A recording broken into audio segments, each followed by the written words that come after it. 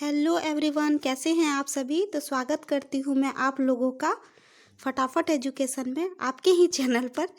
तो आज का डेट है 6 नवंबर 2023 और आज का करंट अफेयर में लेके आई हूँ। तो आप लोग के लिए पहले मोटिवेशन कोड ये है कि तुम्हारी सबसे बड़ी दौलत तुम्हारा वक्त है। जिसे भी दे रहे हो बहुत सोच समझ कर देना। तो आप लोग का टाइम जहाँ भी जा रहा है आप लोग सोच समझ के खर्च कीजिएगा, क्योंकि टाइम चला जाता है तो फिर आता नहीं है। तो ये रहा, और आप लोग बहुत अच्छे से स्टडी कर ही रहे हैं, मुझे पता है। तो आप लोग ऐसे ही करते रहिए और करंट अफेयर अच्छे से देखिए आप लोग। तो चलिए शुरू करते हैं। तो करंट अफेयर 1 है। और हाँ, आप लोग को अगर सेशन पसंद आ रहा है तो आप लोग मुझे ऐसे ही जैसे सपोर्ट करते हैं हमेशा, ऐसे ही सपोर्ट करते रहिए और लाइक सब्सक्राइब शेयर ज़रूर कीजिएगा, ठीक। तो चलिए शुरू करते हैं आज का फर्स्ट करंट अफेयर कि गुजरात के मुख्यमंत्री जो हैं भूपेंद्र पटेल जी, उन्होंने क्या किया कि राज्य के वन विभाग और जनता दोनों को शेरों की गतिविधियों पर अधिक प्रभावी ढंग से नज़र रखने में सक्षम बनाकर वन्य जीव संरक्षण में क्रांति लाने के लिए सिंह सूचना नाम से एक नया मोबाइल एप्लीकेशन लॉन्च किया है।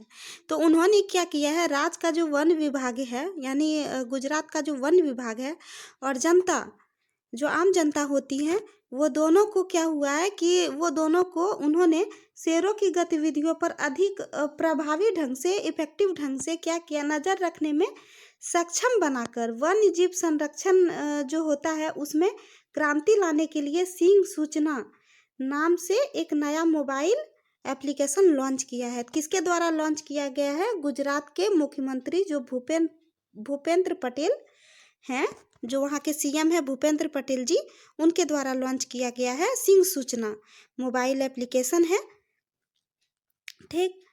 तो चलिए आगे चलते हैं, नेक्स्ट नंबर पर चलते हैं कि केंद्रीय मंत्री धर्मेंद्र प्रधान ने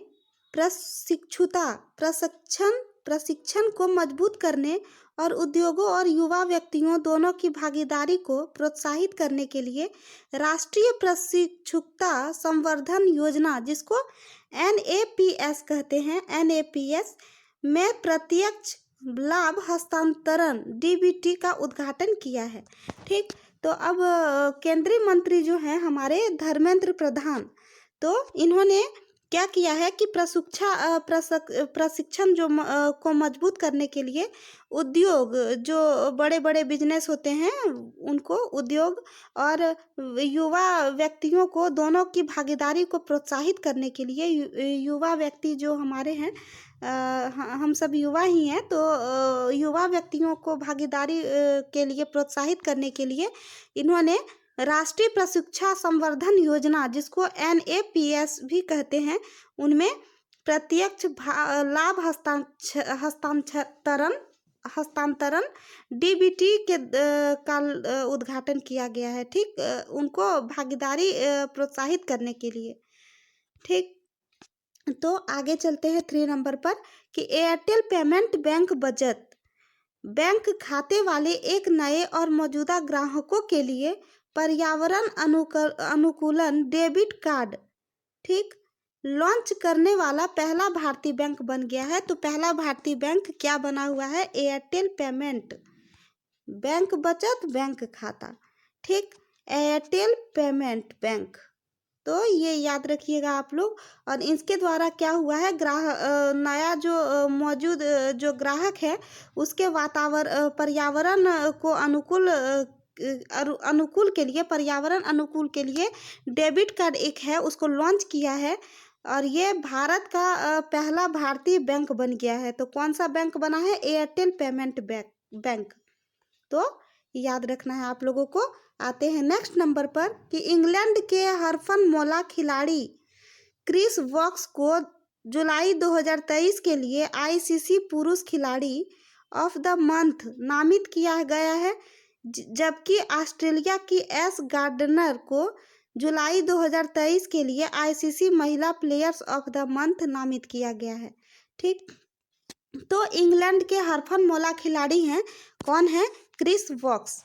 तो उनको जुलाई 2023 के लिए आईसीसी पुरुष खिलाड़ी ऑफ द मंथ के लिए नामित किया गया था। तो पुरुष खिलाड़ी में किया गया था क्रिस वॉक्स को जुलाई 2023 के लिए आईसीसी पुरुष खिलाड़ी ऑफ द मंथ के लिए नामित किया गया था। जबकि उसके दूसरे तरफ देखते हैं ऑस्ट्रेलिया की एस गार्डन को, ऑस्ट्रेलिया की है ये तो इंग्लैंड के हुए पुरुष खिलाड़ी ऑफ द मंथ, लेकिन ये ऑस्ट्रेलिया की है महिला खिलाड़ी ऑफ द मंथ। तो इनका नाम है एस गार्डनर को जुलाई 2023 के लिए आईसीसी महिला प्लेयर्स ऑफ द मंथ नामित किया गया है।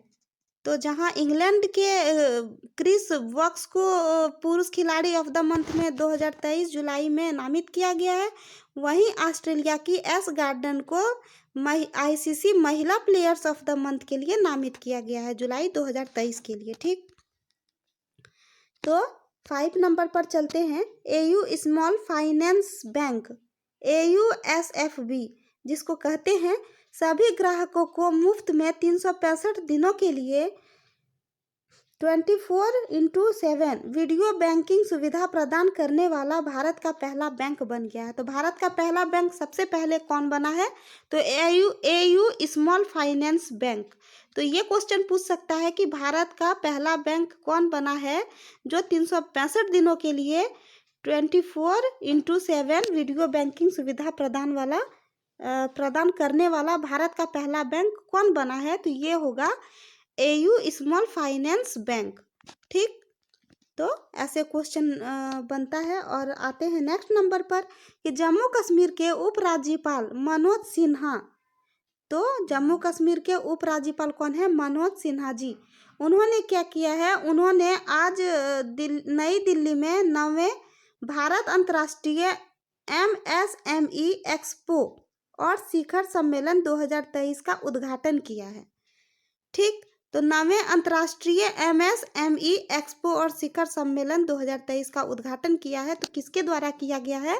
सबसे पहला किया गया है ये मनोज सिन्हा जी, जो जम्मू कश्मीर के उपराज्यपाल हैं।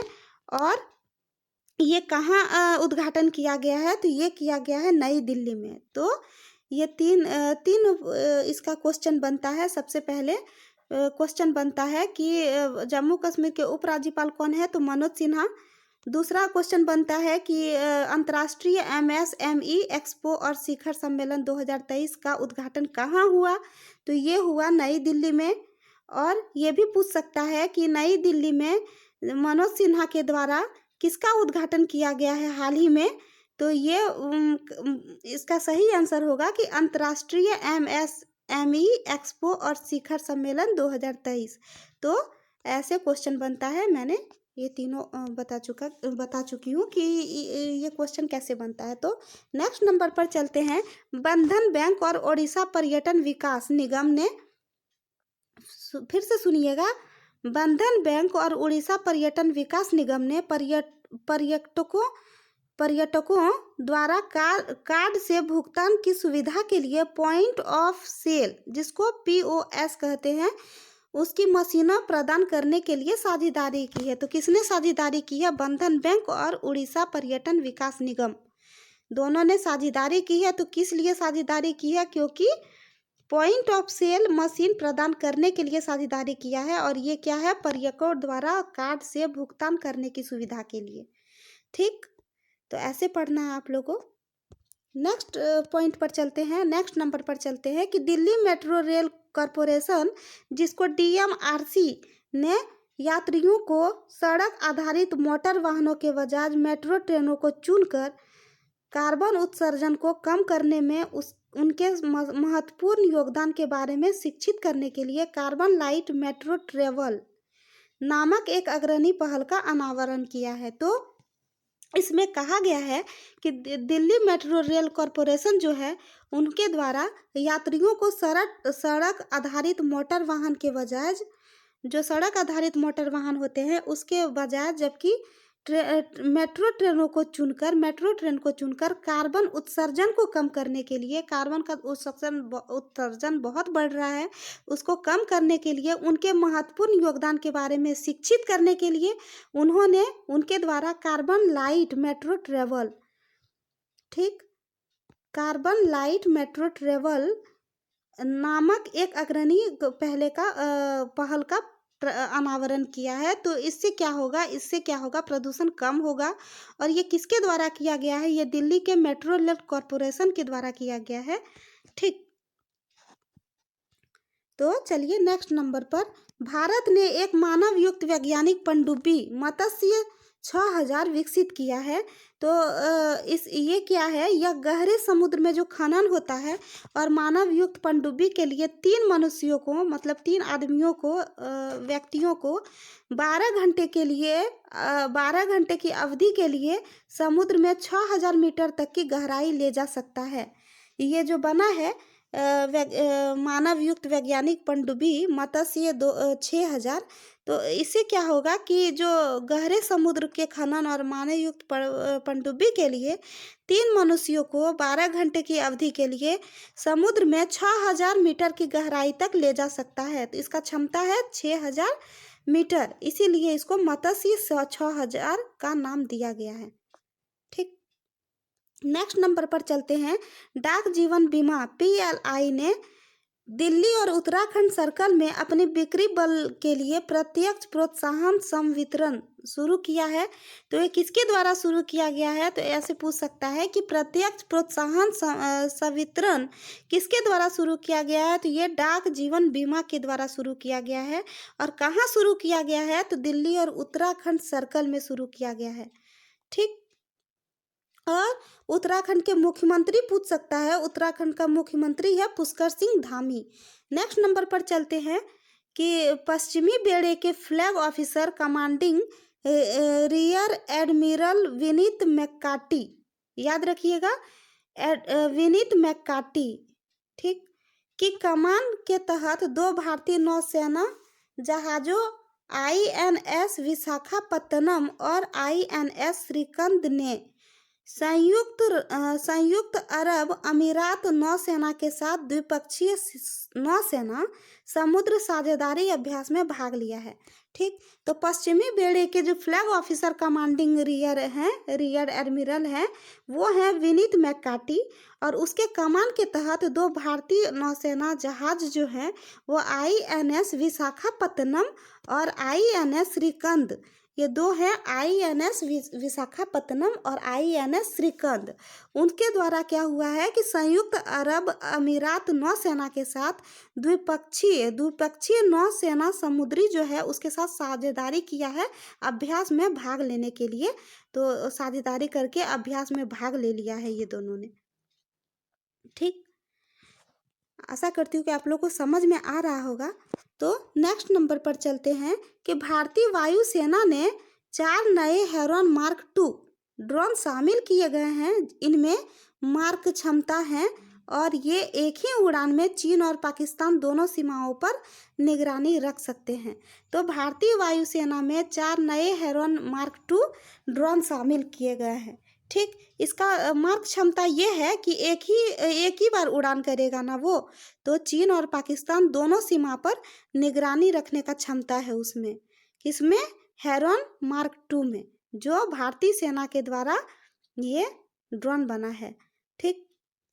नेक्स्ट नंबर पर चलते हैं कि भारत के मुख्य न्यायाधीश CJI, ठीक, DY चंद्रचूड़ ने सुस्वागतम नामक एक पोर्टल लॉन्च किया जो अधिवक्ताओं, वादियों, नागरिकों को सुप्रीम कोर्ट में प्रवेश करने के लिए QR कोड आधारित ई-पास का अनुरोध करने की अनुमति देता है। तो भारत के मुख्य न्यायाधीश कौन है? तो ये हैं DY चंद्रचूड़, ठीक। और उसने सुस्वागतम नाम का एक पोर्टल लॉन्च किया है। और उसमें होगा क्या, जो अभिवक्ता होते हैं और जो वादियाँ नागरिक होते हैं, ये तीनों सुप्रीम कोर्ट में प्रवेश लेने के लिए QR कोड आधारित ई-पास का पहले अनुरोध करना होगा, उसके बाद ही सुप्रीम कोर्ट में एंट्री होगी। तो ये DY चंद्रचूड़ के द्वारा सुस्वागतम नाम का एक पोर्टल लॉन्च हुआ है। ये क्या हुआ है और इसका काम क्या है ये मैं बता चुकी। आते हैं नेक्स्ट नंबर पर कि राजस्थान के मुख्यमंत्री अशोक गहलोत ने जयपुर में अपनी सरकार की महत्वाकांक्षी इंदिरा गांधी स्मार्टफोन योजना शुरू की है। तो राजस्थान के जो मुख्यमंत्री हैं अशोक गहलोत, और उन्होंने क्या किया है, जयपुर में अपनी सरकार को बहुत इम्पोर्टेंस लेने के लिए, महत्वाकांक्षी बनाने के लिए इंदिरा गांधी स्मार्टफोन योजना ये शुरू की है। तो ये इंदिरा गांधी, क्वेश्चन आ सकता है कि इंदिरा गांधी स्मार्टफोन योजना किसके द्वारा शुरू किया गया है, तो ये राजस्थान के CM के द्वारा किया गया है, जिसका नाम है अशोक गहलोत। और कहाँ हुआ है राजस्थान में, ये भी पूछ सकता है कि ये राजस्थान में इंदिरा गांधी स्मार्टफोन योजना कहाँ हुआ है, इसका योजना का शुभारंभ तो ये हुआ है जयपुर में। और ये याद रखना है कि वहाँ के मुख्यमंत्री हैं अशोक गहलोत, जैसे कि मैंने अभी बताया, और वहाँ के राज्यपाल हैं कलराज मिश्र। ठीक, वहाँ के राज्यपाल हैं कलराज मिश्र और वहाँ का CM है अशोक गहलोत। ठीक, तो यही तक का आज का करंट अफेयर था। मैं ज़्यादा डीपली नहीं जाऊंगी, जो इम्पोर्टेंट है मैं वही बताऊंगी। और आप लोग सपोर्ट करते रहिए, लाइक सब्सक्राइब शेयर कीजिएगा, बेल आइकन प्रेस कीजिएगा, ताकि अधिक से अधिक लोगों के पास मेरे वीडियो का सबसे पहले नोटिफिकेशन उन्हीं लोगों के पास पहुंचता है जो बेल आइकन प्रेस करते हैं। तो आप लोग प्लीज़ प्लीज़ प्लीज़ इतना शेयर इतना कीजिए कि बहुत अधिक लोगों तक ये वीडियो जाए और उसका लाभ उठा सके। ठीक, क्योंकि वैकेंसी आ ही रही है, आने वाली है, क्योंकि वोट हो रहा है, और वोट में आप लोगों को पता है कि देश का हाल क्या हो रखा है। तो आप लोग प्लीज़ प्लीज़ प्लीज़ प्लीज़ मुझे बहुत ज़्यादा सपोर्ट कीजिए, लाइक सब्सक्राइब शेयर कीजिए। तो आज का करंट अफेयर बस इतना ही था। मिलते हैं नेक्स्ट सेशन में। Thank you.